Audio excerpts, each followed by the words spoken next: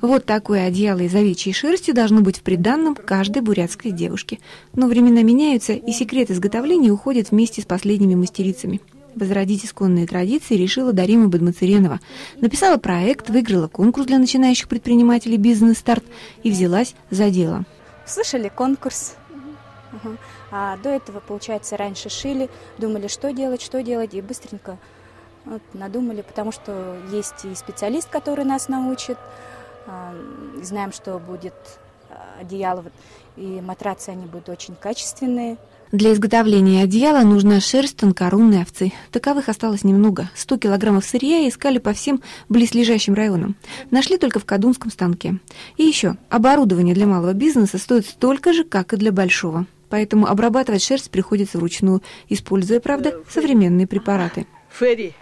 Ферри пахнет. А почему ферри? Ну, жир убирает же ферри. Жирные же они. Кроме одеял, предпринимательница планирует шить и матрасы, и постельное белье. Помещение имеется, швейные машинки купила. Есть и желающие поработать, и желающие приобрести продукцию. Первые заказы уже поступили. Татьяна Мигоцкая, Геннадий Тараскин. Вести, Бурятия.